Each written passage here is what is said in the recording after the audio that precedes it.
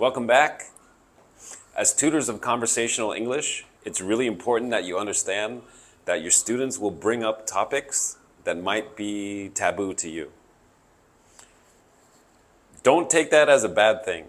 A lot of times students are just trying to test their boundaries, and a lot of the times they're curious, plus the reason why they're testing the boundaries with you is because they feel like they can trust you and they feel like they can talk to you about anything. So take it as a good sign, all right? Otherwise, be prepared to deal with those taboo topics, and we have some examples here of things you should try to avoid, but practical ways to keep the conversation going in case they come up. Politics. Avoid discussing your opinions on politics of any nation, including any member of a political party you like or dislike, as it can be a sensitive topic. Instead, discuss political systems and how they work.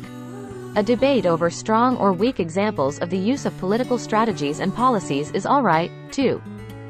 This way, you and your students can discuss important worldly matters in an informed way. For example, discussing the UN SDG and how they will change the world for the better is a great starting point. Religion. Being religious is fine. The majority of people in the world believe in God in some way and follow what they believe. However, as a tutor, being critical of other religions is a major step in the wrong direction. Also, you shouldn't be promoting the religion you follow and telling your students why they should join. This is a violation of the student-teacher relationship.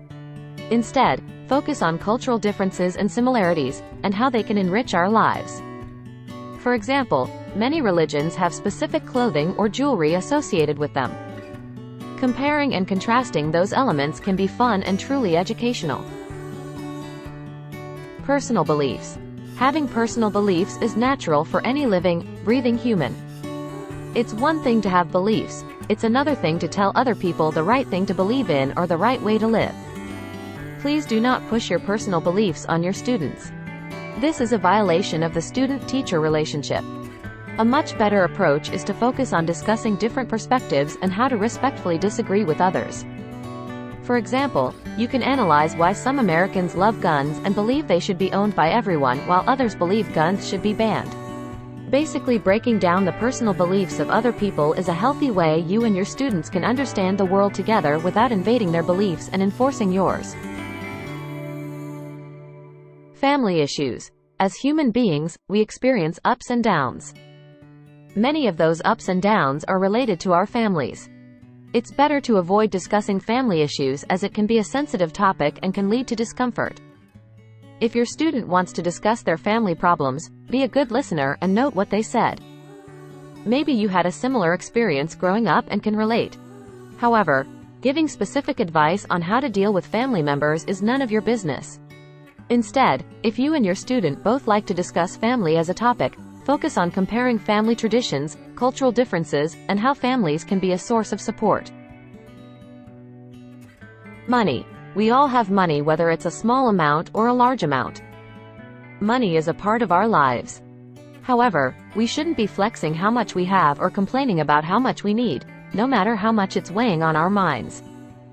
Instead, focus on discussing budgeting, saving, and financial literacy. For example, you and your students can discuss building your dream house or buying your dream car. Identifying how much money you need and how you can make it by working or by getting investors is a healthy conversation as opposed to flexing or complaining. Appearance. Everyone has the way they look, most of it based on genetics. People can be very critical of the way others look, and it's mostly because they're insecure about their own looks. This is why we should avoid discussing one's personal appearance. Instead, take a healthier approach. Focus on discussing self-care, healthy habits, and body positivity. Also, be confident in the way you carry yourself as a tutor. If you are confident and happy with your own appearance while promoting healthy habits towards your students, they will follow your lead and become satisfied with their appearance as well. Personal information. It's important for you and your students to have boundaries. Never, under any circumstances, ask for personal information such as home address, phone number, or social media accounts. Those things are none of your business as a tutor. Even if your student voluntarily gives you their Zalo, for example, or sends you a friend request on Facebook, don't accept it. Having discussions with them outside of your one-to-one e-learning setting is unnecessary. Instead, focus on building rapport through shared interests and hobbies during your lessons. The bottom line is, it's important to be mindful of the topics that you discuss with teens. You know, as a tutor, you hold a high position in their lives. It's important not to abuse that position, all right? Be mindful of that and use your position to help them.